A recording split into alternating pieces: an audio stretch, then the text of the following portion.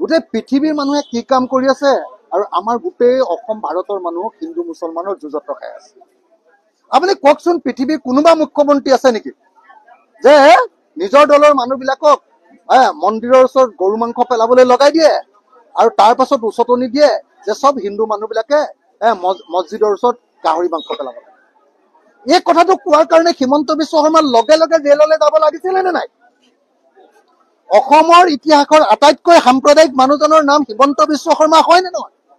যিজন মানুহে তেওঁলোকৰ দলৰ তেওঁলোকৰ চৰকাৰৰ মানুহৰ জৰিয়তে মন্দিৰৰ ওচৰত গৰু মাংস পেলাইছে, প্ৰত্যেকবাৰে প্ৰমাণিত হৈছে।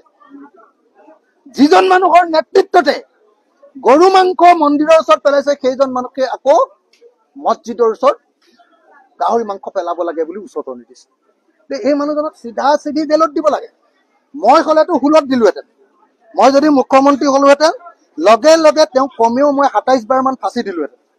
তেওঁ যিবিলাক কাম কৰি আছে ২৭ বাৰ মান ফাঁচি হলহেঁতেন মোৰ হাতত পৰিলে হিমন্ত বিশ্ব শৰ্মা। আপোনালোকে দেখিছে নে যি কাম কৰি আছে? সেই মানুহজনক আঁতৰাবৰ কাৰণে আৰু ফেচিবাদ আৰু সামন্তবাদী যি শাসন চলাইছে, জাতি ধৰ্ম বৰ্ণৰ নামত যি লুণ্ঠন কৰিছে, হিন্দু মুছলমানৰ যি কাজিয়া লগাইছে, এইটোক নাইকিয়া কৰিবৰ কাৰণে আমি এলায়েন্স বিচাৰিছো।